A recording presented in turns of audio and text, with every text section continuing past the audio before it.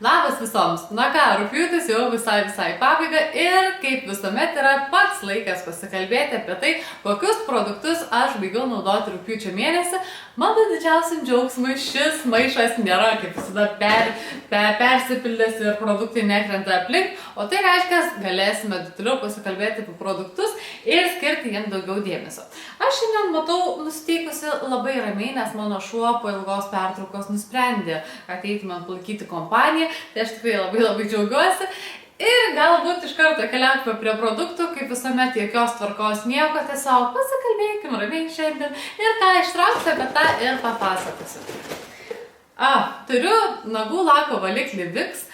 Ir tai yra tiesiog paprasčiausias acetonas, kuris tikrai labai efektyviai nuvalo nagų laką. Ir būčiau aš jį pirkus, nes aš tikrai nemėgstu ten drūžinti, bet acetoniais tais valikliais ir laukti, kada tie nagai nusivalys. Bet kalbėjusi su tokia bičiulė, kuri labai gerai išmano ne tik nagų priežiūros produktus, bet visą kitą. Ir ji man patarė atkreipti dėmesį į tai, kaip nagai atrodo tik tais nuvalius juos acetonu, ar tiksliau nagų lako valikliu. Jeigu jis pabaltėja, reiškia pats laikas yra išmesti, kadangi jis išsausina mūsų nagą ir dėl to mūsų nagai lūžinėja, skilinėja ir taip toliau. Man atrodo, dabar aš supratau, kodėl aš taip ir niekada neturiu gražių ilgų nagų, tad manau, daugiau šito tikrai nebepirksiu ir atidžiau rinksiuosi netgi tokias paprasčiausias valymo priemonės. Matau, kad turiu komplektą ir mano rankose jau visai aplaužytas. Tai yra, net be kamštelį. Rasta Extreme Moisture System ir tai yra intensyviai plaukus drėkinantys šampūnas ir kondicionierius. Apie juos jau esu parašiusi apžvalgas, viską papasakojus ir man atrodo, jeigu skaitai, tai tikrai žinai, jog šampūnas, mano šuo nusprendė išeiti. Man šampūnas visiškai nepatiko, jos sudėtis liūdna, nieko man jisai gero nepadarė, tiesiog. O už tai kondicionierius, tai yra tikrai labai vertas dėmesio. Ir dar praeitą savaitę aš jums pasakojau apie kitą Rasa kondicionierių, kuris taipogi man paliko labai gerą įspūdį. Tai aš manau, kad kompanijai būtų toks neblogas laikas susimastyti, jog jeigu jau mes sukūrėme vieną produktą, tai jau šampūną mes galime tikrai padaryti geresniu ir tiesiog, kad būtų puikia komplektacija. O dabar tikrai daugiau nebent pirčiau kondicionierį, o iš šampūną tikrai net nepasižiūrėčiau. Tada mes keliaukime prie dar vieno tos pačios šiaip jau kompanijos Biok. Tai yra šampūnas jautriai odai ir pabūsiu aš ta, kuri yra visada visko nepatenkinta ir labai kritiška, bet kai aš tik gavau šį produkčiuką, pamačiau, kad jautriai odai ir daviau savo vyrui naudoti, nes pas jį yra tokia pleiskanojanti, viskas nepatinka jo galvos odai, kažką turim bendro iš tikrųjų su mano charakteriu, bet esmė tokia, kad daviau ratą, sakau, testuok, kai bus, tai pasakysi, taip ir parašysim. Žodžiu, po 2 savaičių aš jo klausiu, sakau, kas tavo galvai negerai. Ta prasme, mes nebuvom suspykę, tiesiog pats jį labai buvo čia paraudė, visas tokios kaip žaizdos atsiradusios. Kadangi jis apželintas, aš galvojau, kad jam čia, darbe kažkas atsitiko. Sako, čia nuo tavo šito šampūno. Tai tada aš greitai nubėgau, pasižiūrėjau, kokia yra produkto sudėtis ir supratau, kad šio šampūno tai aš tikrai nerekomenduočiau jautriai galvos odai. Žinoma, aš blogai jaučiuosi, kai suprantu, kad kompanijoje dirba tikrai mokslininkai, jie kuria produktus ir tikrai supranta, ką daro, bet ta prasme, kaip pagrindinis vos ingredientas yra sodium lauret sulfate, kuris kelia putojimą ir efektyviai sausina odą, tai tada kyla klausimas, kodėl jie deda tokius ingredientus ir, ta prasme, aš perskaičiau nežinau kiek straipsnių ir jie visi iki vieno sakė, kad šis ingredientas sausina. Tai kokio velnio dėti į šampūną jautriai galvai? Tai tikrai nežinau. Tai man nepatiko, tikrai nepirkčiau ir, ta prasme, niekam tiesiog nerekomenduoju. Taigi, po šios blogos gaidos matau, kad turiu labai fainą produktą ir tai yra iš Make Up For Ever Ultra HD makiažo pagrindas, kuris buvo tikrai tobulas reikalas.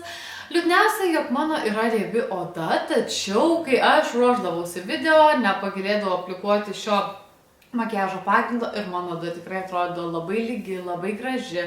Ir kai mano oda pasausėdavo, aš netgi kasdienai pasirinkdavau jį aplikuoti, nes jis neparyškindavo tų visų išsausėjimų. Maskavimas jo yra toksai nuo lengvo iki vidutinio, sluoksniuojant galime tikrai paslėpti labai daugą.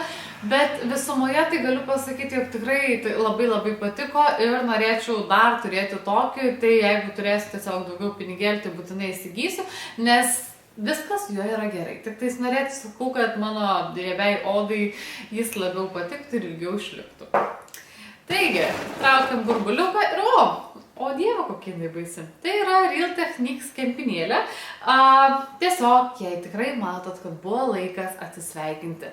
Aš net nešteku, kad jį jau praradusi seniausią savo formą ir aš dar bandžiau kažkaip ją gaivinti, bet tada tiesiog nusipirkau išbandymui Beauty Blenderį ir šitai sakiau ate. Viskas buvo su ja labai gerai, bet lyginant aš nežinau kodėl, gal dėl to, kad jau tie pastarėjai mėnesiai mūsų draugystėje nebuvo labai geri, bet lyginant su Beauty Blenderiu man jis patinka labiau. Nes man patogesnė forma, šita tokia, čia buvo tokia statesnė ir tiesiog, o man su tuo apvalaina tokiu špakaliuku, jeigu aš taip galiu pasakyti, žodžiu, tai jo man minkščiau toksai, man pati tekstūra labiau patinka tos kempinėlės. Ir aš šitos antros nepirkčiau, o Beauty Blenderį antrą nusipirkčiau, nors kainos skirtumas yra akivaizdus, bet vis tiek, nežinau, sakau ačiū, man viskas su tavim buvo gerai, man patiko su tavim dirbti, bet tavo sesių ir brolių aš tiesiog nebepirksiu. Šiandien kažkaip matosi, kad aš nelabai rimtai nusiteikusi, bet aš manau, kad dar geriau, nei aš čia sėdėčiau ir sakyčiau, čia taip ir taip ir taip ir taip. Ta prasme, niekam neįdomus tie video, kur viską iškali, papasakoju. Tiesiog, dėl to man ir patinka tokie mėnesio mėgstamiausi, mėnesio pabaigtukai, nes aš galiu visiškai būti savimi ir nepergyventi, kad aš kalbuosi su kempinėle, kaip su kokiu tikru žmogumi. Gerai, viskas, aš baigiu nesąmonės, keliaukime prie sekančio produkto ir aš ištraukiau Neutral dušo želė ir man jį, kiek atsimenu, aš rašiau apie straipsnį ir man labai juokingai rašyti iš tikrųjų, nes pirmas ingredientas geras, antras blogas, trečias gelbinti situaciją, ketvirtas blogas, penktas geras. Ir ta prasme, tai yra nesąmonė. Viskas taip pagelbėjom tą produktą, bet visumoje tai aš sakyčiau, ne kažką. Jeigu tai yra skirta ten jau tiem žmonėm, kurie yra jautrus, jiem kvapai kažkokie, tai gerai, kad čia nėra kvapiklių, dažiklių, parabenų, bet tai ta prasme nereiškia, kad produktas be parabenų jau yra geras ir jau visi mes jį pirkim. Ne, iš tikrųjų man, ta prasme, ji paliko tokį įspūdį, kad nei taip, nei ne. Naudočiau, bet tikrai rinkčiausi, šiaip jeigu pati pirčiau, tai tikrai rinkčiausi kažką geresnio ir tiesiog, man nepatiko. Nėra čia paaiškintis, tiesiog. Tada, jau pasižiūrėsiu, ką aš turiu. O dieve, kažkas tenais išsipylė. Matau, kas išsipylė. Gerai, turiu iš Kodaž kreminį veido šveitiklį.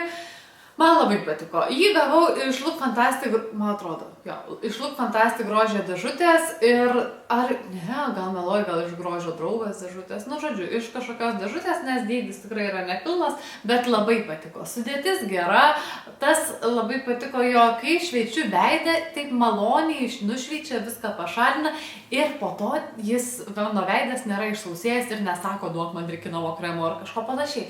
Tiesiog, viskas labai patiko, kaina, žinau, jo nėra maža, tai antrą kartą nepirkčiau, bet šiaip visumoje, jeigu gausi dovanų, ar šiaip tu turi daug pinigų ir nori nusipirkti gerą šveitiklį, tai šis tikrai galėtų būti tavo pasirinkimas. Tada, čia šiaip nežinau net ką pasakyti, nes čia draugė padovanojo man rankų muilą, matau jis iš gal Latvijos, nes labai viskas aprašyta latvių kalba. Čia buvo, žodžiu, labai faina, bet panaši labai bežinėlė muiliukas rankų, tai aš jį įdėjau, net nesinaudojau, nežinau, gaila sugadinti visą tą meno kūrinėlį, tai gal tiesiog neišsiplėskime šitą, atidėkime šalį, bet, ta prasme, dar ten tas muilas yra ir nežinau net ką pasakyti. O ką apie muilą iš vis sakyti, kurio Lietuvoje nėra.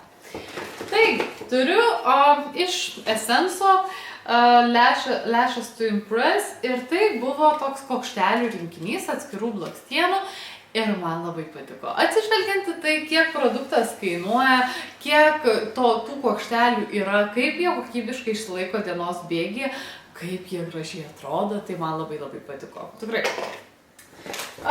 Toks reikaliukas. Turiu pabaigusi naktinius įklotus mėnesiniam. Dieve, kaip gerai, kad vyrai nežiūri mano video, tai galim normaliai kalbėti. Aš rašiau straipsnį apie visą šią liniją, visus šios produktus, kuriuos turėjau būtent įklotų.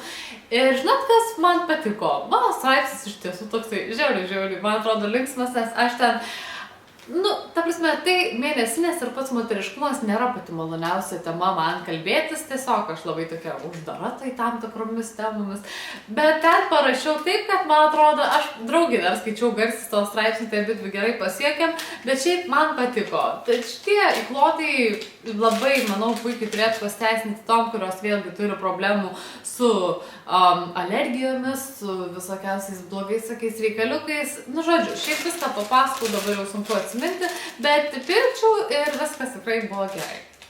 Kažkaip labai galva pradės skaudėti, tokia visa kalba ir liko.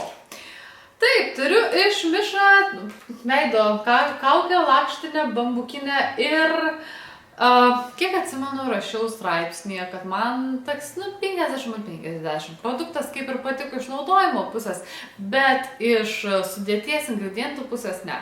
Kai aš rašau tos straipsnius apie ingredientus, aš pamatau, kad nėra ten tų gerų ingredientų keletos, ar vienas yra labai blogas, ir aš tada puolu skaityti straipsnius, ieškoti. Tas pats buvo su šita priemonė, su SLS, aš skaičiau, ieškau, kad pateisinti tą ingredientą, bet nėra. Ir čia tas pats yra alkoholis, ir tikrai viena iš didesnių sudedamųjų dalių, ir vien dėl to man nepatiko, aš nenorėčiau alkoholio naudoti ant savo veido, ir daugiau, manau, viskas. Paskaitykit.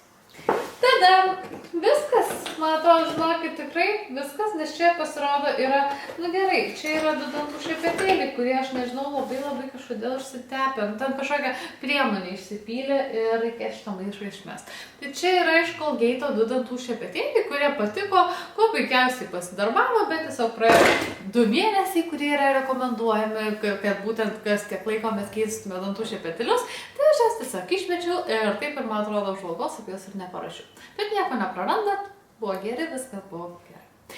Taigi, noriu padėkoti visoms už dėmesį, eisiu tikrai gersiu kažką nuo galvos skausmo, nes visa tokia, nežinau, apdujusi jaučiuosi, bet tikiuosi jums šis video buvo informatyvesnis nei visi praeiti, naudingas, galbūt nusprendė tam tikrų produktų nepirkti, nes aš žiūriu, kad čia yra vos keli produktai, kurie man tikrai patiko ir visi kiti tokie, antrą kartą nepirkčiau. Tu prasme, viskas kaip ir buvo gerai su jais, bet nepirkčiau. Tai va, viskas, baigiam kalbėtis. Man atrodo, tiek šiandien užteks, aš jaučiuosi vėlgi labai keista, bet palinkėsiu jums gero vakaro ir pasakysiu iki pasimatymo penktadienį. Iki!